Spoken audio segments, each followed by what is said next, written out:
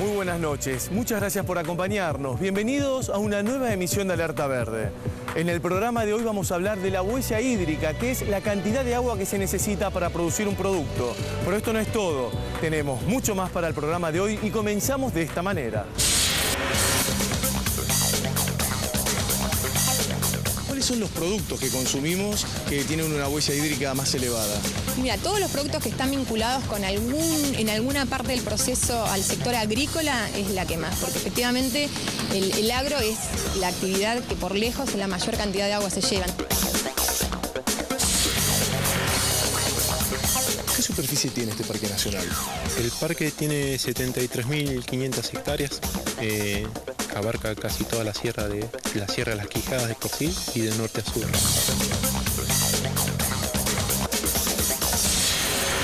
Generalmente no pensamos en el agua que se utiliza cuando compramos un producto y cada vez más las empresas calculan la huella hídrica para conocer la cantidad de agua que necesitan para funcionar.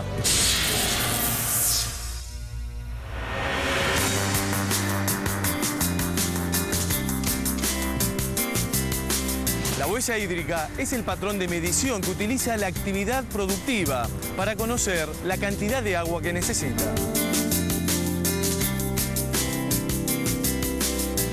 ¿Qué es la huella hídrica? Bueno, la huella hídrica es un indicador que nos da cuenta del volumen total de agua que se necesita para producir un producto, para un servicio, para una comunidad. Es decir, se lo puede hacer el cálculo en distintos niveles. Sí. Y lo interesante es que nos permite como visibilizar todos esos vínculos ocultos que hay detrás de cada uno de los productos, ¿no? O sea, siempre doy el ejemplo que es fácil, digamos, identificar que en no sé, 100 mililitros de café, en una tacita de café, efectivamente tenemos agua porque la vemos, pero ponerse a pensar que, qué sé yo, que para una silla, para un mueble, para, no sé, para la ropa que tenemos puesta, para un cuaderno se necesitó agua.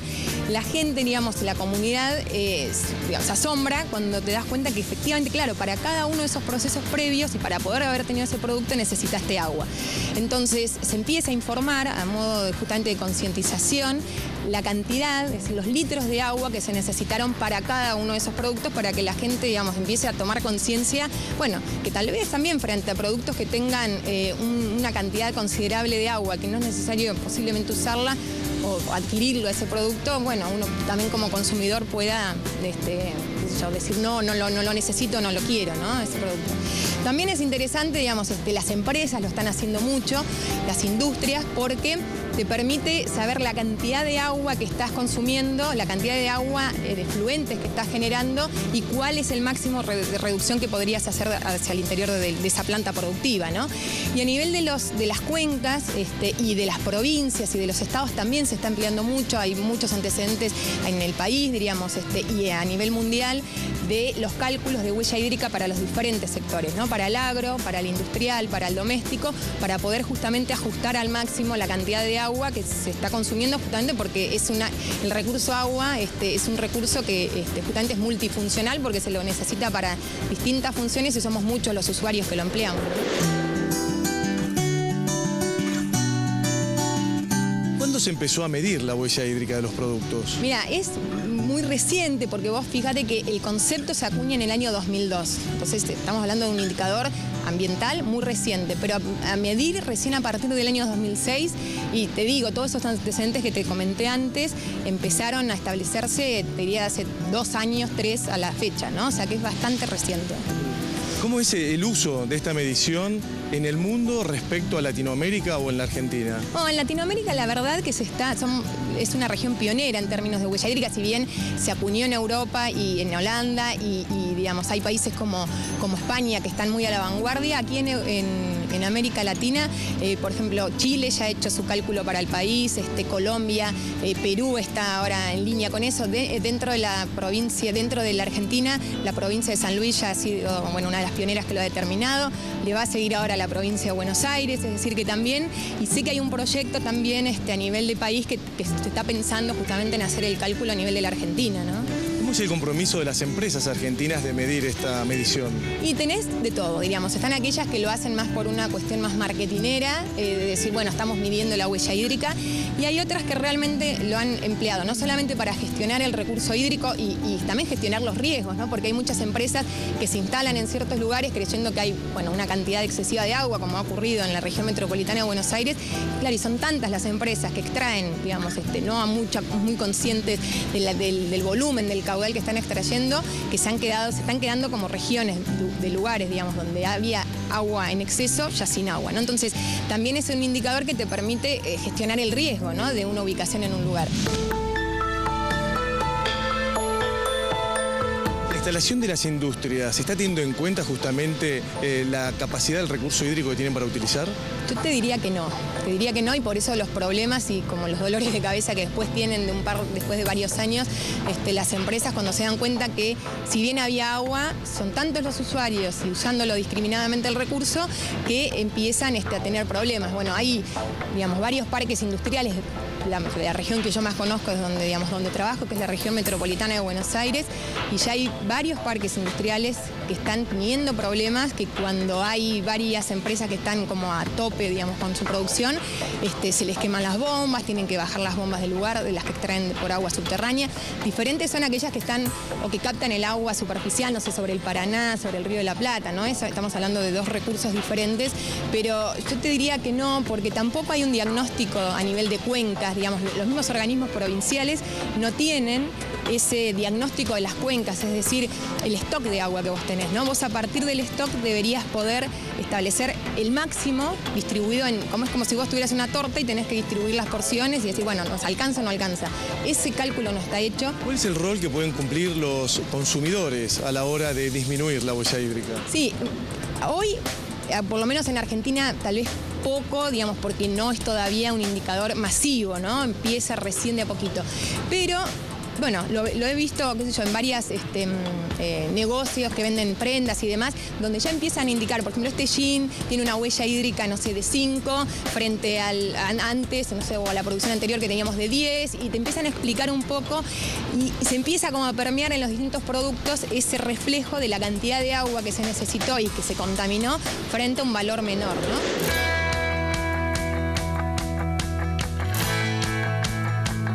¿Cuáles son los productos que consumimos que tienen una huella hídrica más elevada?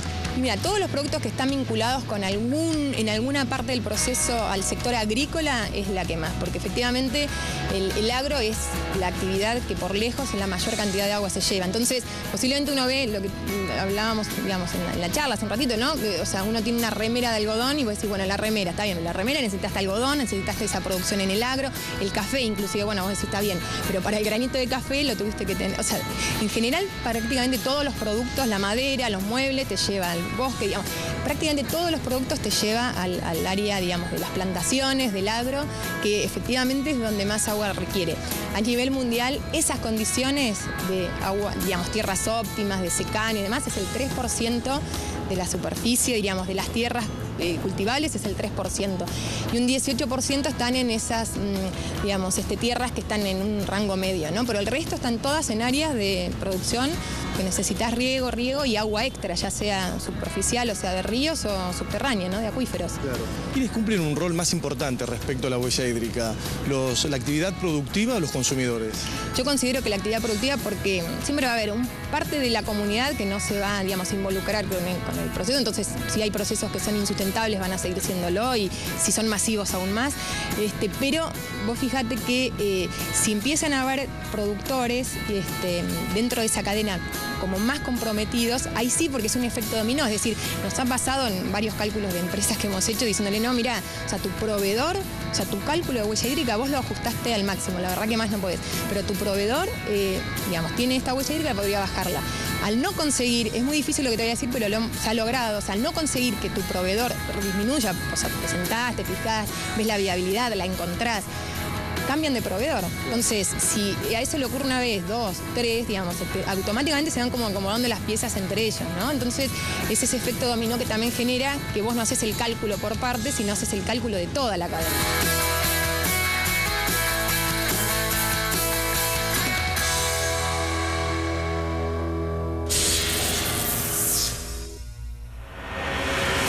Cada vez más, las empresas calculan la huella hídrica no solo en la etapa productiva, sino también en el lugar de erradicación por la cantidad de agua que necesitan. El agua es un recurso que se encuentra comprometido porque cada vez somos más habitantes y está más contaminada.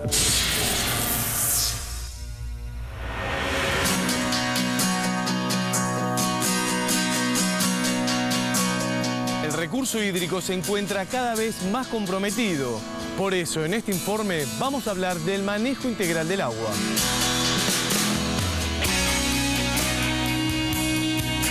¿En qué situación estamos con el manejo integral del recurso?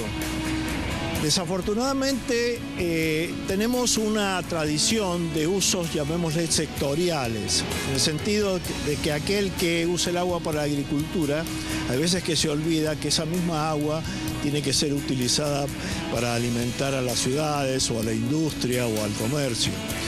Consecuentemente, tenemos justamente la gestión integrada, lo que pretende es salir de ese enfoque sectorial, interrelacionar los sectores de manera tal de trabajar en conjunto para que el uso sea más eficiente y no haya una, digamos, se perjudiquen unos usuarios frente a otros usuarios. ¿En qué situación se encuentra el recurso hídrico en Latinoamérica?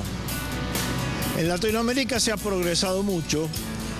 Tenemos, por un lado, diría yo, el inconveniente de pensar a Latinoamérica como un continente donde es rico en recursos, lo cual es muy cierto en valores medios. Es el continente más beneficiado prácticamente con agua en relación a la cantidad de población.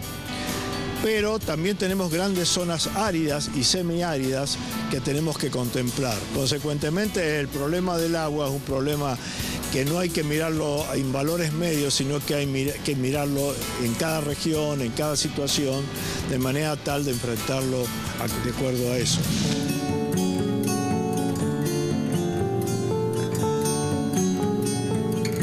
¿Es un recurso que se encuentra cada vez más comprometido?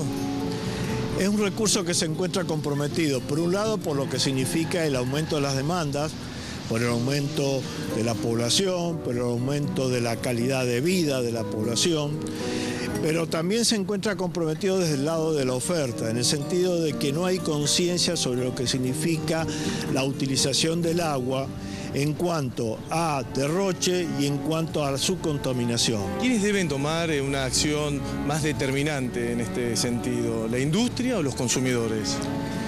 En realidad aquí hay un problema de responsabilidad de todos. Cada uno de nosotros somos responsables de cómo utilizamos el agua. Hay veces que no vemos la relación entre la basura física y el agua.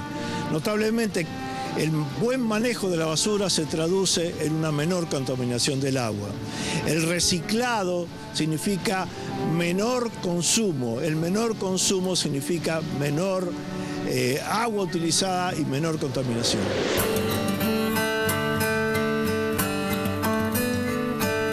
¿Cuál es la responsabilidad del sector político frente al recurso hídrico? Si no incluimos en las plataformas políticas el tema del agua como un tema clave, no vamos a tomar conciencia del buen manejo del agua. Consecuentemente, es la responsabilidad de los políticos en su discurso inclusive de incluir el tema del agua es clave.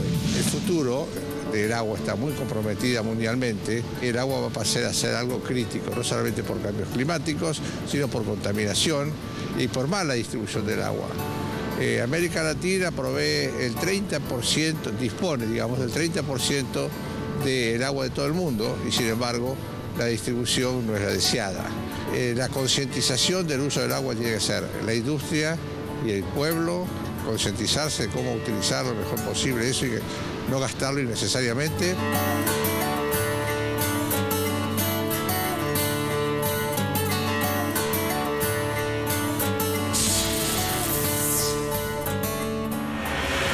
Llevar adelante un correcto manejo integral del agua es fundamental para que todos tengamos un adecuado acceso al recurso hídrico. Continuamos con este programa de Alerta Verde y te contamos que viajamos a la provincia de San Luis. Estuvimos en el Parque Nacional Sierra de las Quijadas, un lugar digno de conocer por las extrañas formaciones que se generan por la erosión de la lluvia y el viento.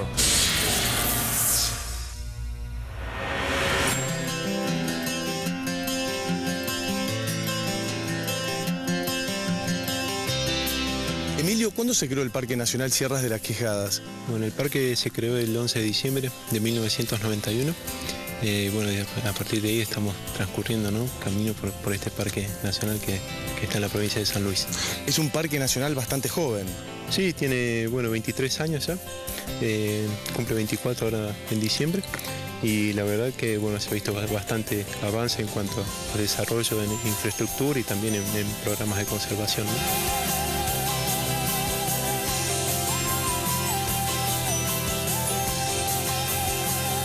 ¿Cuál fue el motivo de crear esta área protegida? Uno de los principales motivos fue proteger una muestra de lo que es el ecotono entre la provincia biogeográfica del Chaco semiárido y del monte, ¿no? Ecotono es cuando dos regiones biogeográficas se encuentran, entonces este sector está enriquecido por especies animales y vegetales de cada lugar, ¿no? Es un lugar muy rico en fauna, aves y flora. Bueno, vemos estas formaciones rocosas que son como bastante extrañas, ¿no? ¿A qué se deben? Bueno, esta es el principal atractivo del parque, ¿no? Estos son los farallones, son acantilados de hasta 200 metros, que se deben, bueno, más que nada a la erosión hídrica y eólica que ha transcurrido por más de 20 millones de años y ha formado, bueno, estos acantilados y el paisaje, otro de los paisajes principales, que es el potrero de la Aguada, ¿no? Que lo tenemos acá enfrente. ¿A qué se debe la coloración rojiza que tienen estos farallones? Principalmente a la composición mineral, ¿no? El óxido de los minerales, hierro sobre todo, es lo que le da la coloración al suelo y a las rocas también, ¿no? A pesar de que es un paisaje bastante árido, ¿no?, desértico, ¿hay mucha fauna? Sí, bueno, normalmente por lo general se ven zorros, maras, guanacos en este sector y después, bueno, pumas, aves, llegamos casi a las 200 especies de aves, ¿no?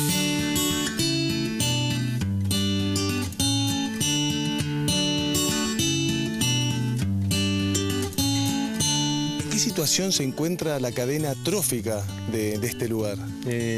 Una pregunta muy importante, porque por ahí la gente no lo tiene muy en cuenta. Hoy por hoy podemos decir que el parque tiene la cadena trófica completa. Tenemos desde los principales herbívoros hasta los predadores más grandes, desde mamíferos hasta aves, ¿no? Entonces tenemos una cadena trófica completa y está estable. Algo bastante importante, ¿no? Porque la cadena trófica por lo general está como rota en la mayoría de los ecosistemas. Sí, la fragmentación, por ahí la dispersión de especies o la extinción regional o la presión sobre las especies por ahí te interrumpe lo que es la cadena trófica y la funcionalidad del ecosistema, y en este caso podemos decir que está resguardado, ¿no? Hace 10 años fueron encontrados restos de dinosaurios. ¿Cómo fue ese descubrimiento? Fue casual, lo encontró don Juan Camargo, personal de acá del Parque Nacional Sierra de las Quijadas, habitante del lugar. Y se trata de una especie muy importante a nivel mundial, de las que se conoce muy poco. Estamos hablando del pterodaustro, ¿no?, un reptil volador. Y se encontraron, lo importante, más allá de la especie, también se encontraron esqueletos enteros en los diferentes estadios de vida, ¿no?, desde adultos, subadultos, y también se encontraron nidadas de huevos con el embrión adentro, ¿no? Entonces se puede hacer una reproducción de todo lo que fue la vida de ese animal en este lugar y lo que fue también el ecosistema en ese entonces, ¿no? Que estamos hablando de sistemas lagunares con un tipo de selva que hoy por hoy, después de 120 millones de años después, cambia totalmente, ¿no?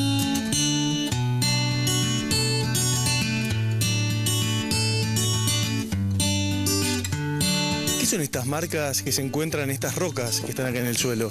Bueno, lo que vemos estamos sobre unas placas de desecación. Esto probablemente fue una costa de un lago o una playa de un lago, un río. Y lo que vemos, bueno, son marcas que quedaron de algunos organismos, insectos o gusanos que hicieron la cueva, ¿no?, que hicieron una cueva, y esa cueva se rellenó con otro sedimento. Con el tiempo, bueno, esto se hizo roca y se erosionó y quedó la marca. Es una huella, lo que pasó acá hace más o menos 120 millones de años. ¿120 millones de años? Sí, sí.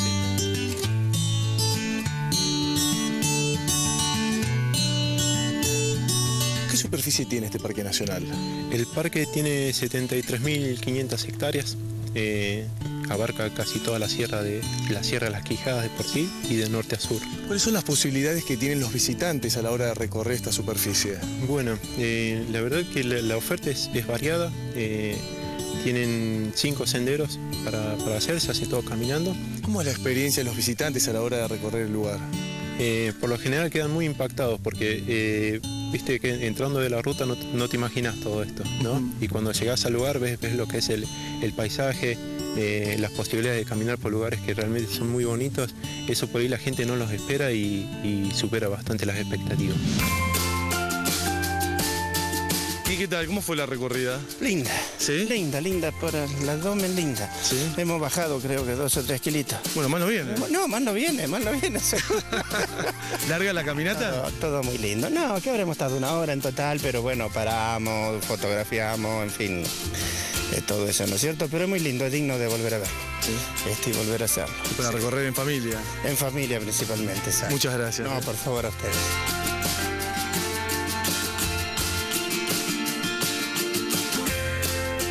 ¿Vienen observadores de aves también? Sí.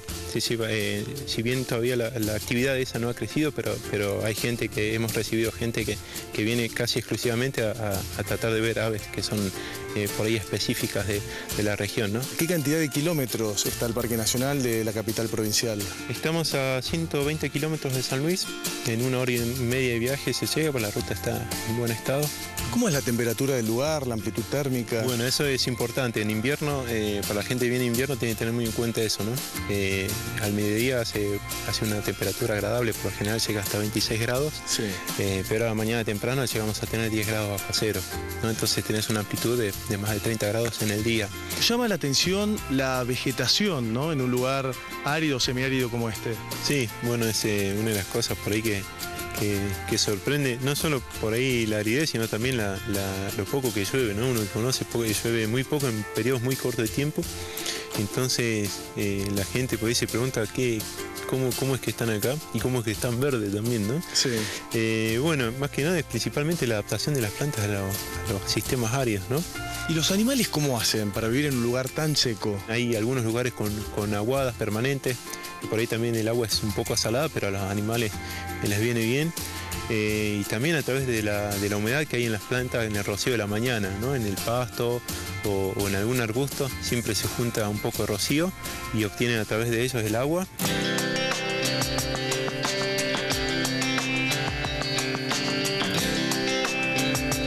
Daniel, ¿en qué consiste tu trabajo? Bueno, acá hacemos todo tipo de tareas dentro del área y con las comunidades también, ¿no? ¿Y cómo es la relación del Parque Nacional con las comunidades locales? Bueno, las comunidades acá en la zona, bueno, son muy integradas hacia parque. Sí. Bueno, acá, por ejemplo, nosotros somos de acá del área y, bueno, parque nos hace que trabajemos, estamos integrados acá, somos guardaparque, otro guardaparque de apoyo, brigadista.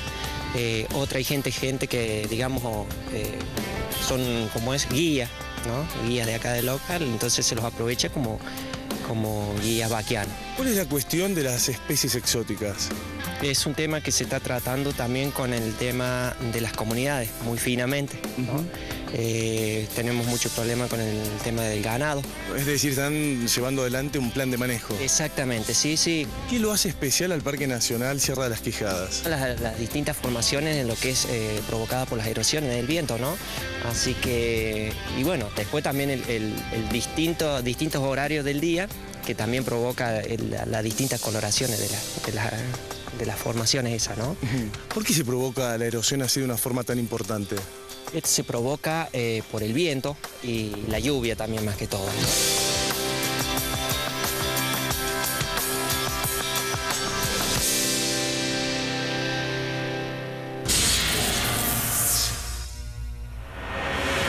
Es muy atractivo recorrer los senderos del Parque Nacional Sierra de las Quijadas, descubrir los paisajes y las exóticas formaciones de los farallones con sus colores rojizos. Nos podés seguir en facebook.com/alertaverdetv Y hemos llegado al final. Esto ha sido todo por hoy. Muchas gracias por acompañarnos y nos vemos el sábado en el próximo programa de Alerta Verde.